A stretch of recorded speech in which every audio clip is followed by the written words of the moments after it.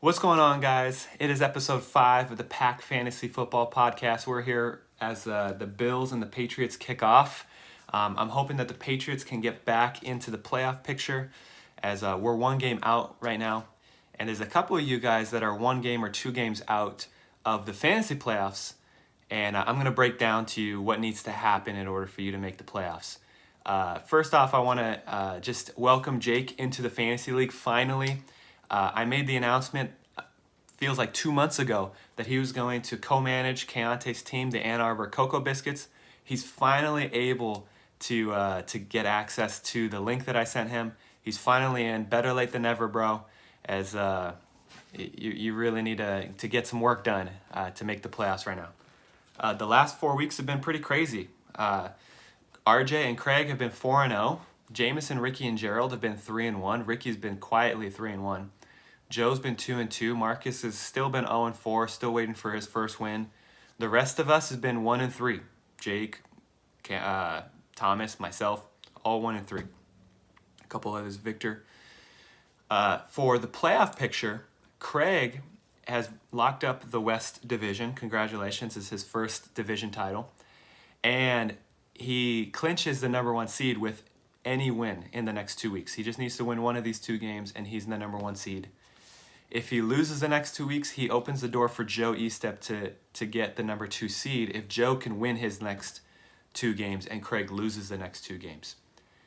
Joe clinches the number 2 seed. Even if Craig gets the number 1 seed, Joe can get the number 2 seed by winning at least one of the next 2 weeks. But in the same way that Craig can lose out on number 1, Joe can lose out on number 2 if he loses the next 2 games and RJ wins the next 2 games. RJ would win the East and get the second bye week. Now, for RJ, Thomas, Jameson, and myself, we just need to keep winning and we'll make the playoffs. It's going to be especially interesting for Thomas and Jameson because you guys play each other next week. So one of you guys is going to have to lose unless you guys tie, which I've never seen before. But one of you guys is most likely going to lose. That is going to open up some doors. For the other guys, this is what needs to happen. Jake, you need to win the next 2 weeks, and you could potentially bump RJ out of the playoffs.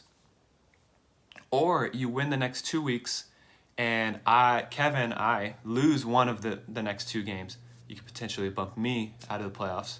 Or you win at one of the games, and I lose both of my matchups, and you can bump me out of the playoffs.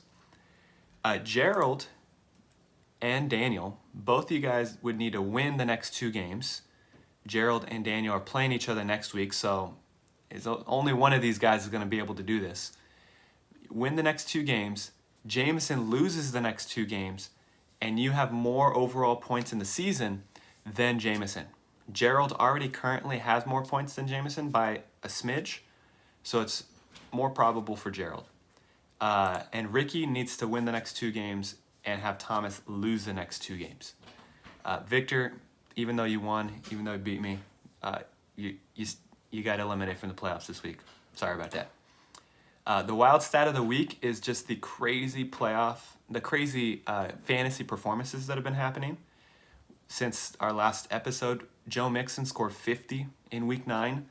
That's 10th ever by a running back in full PPR, 6th ever in our format, which is half PPR. Week 9 and 10, Justin Fields went off, scored 39 and 42. 43 is 10th all time for a quarterback in any game. So he's right there in the 11 to 20 range for both of those games. Kickers even had a crazy game. Tyler Bass and Brett Maher in week 11 both scored 23 points. That's 7th all time, and they both happened in the same week. That's wild. And then, of course, last week, Josh Jacobs scored 45. That's not in the top 10, but that did catapult him to the number 1 running back overall so far this year, which I don't think any one of us would have guessed. For the game of the week, it's actually a really cool week this week because mostly every matchup has a personal significance. It's myself versus Joe. We used to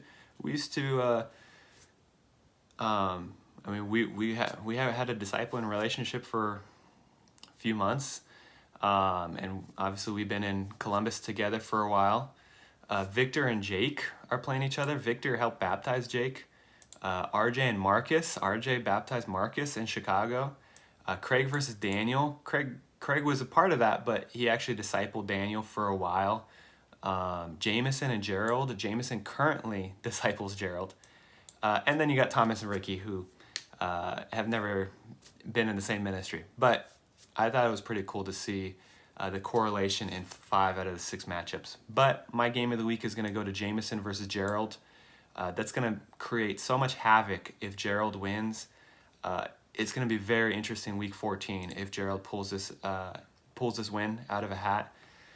But since Jameson has taken over the team, he's been 2-0 against Gerald. So week 3 of last year and week 2 of this year, he's taken Gerald to town. So we'll see.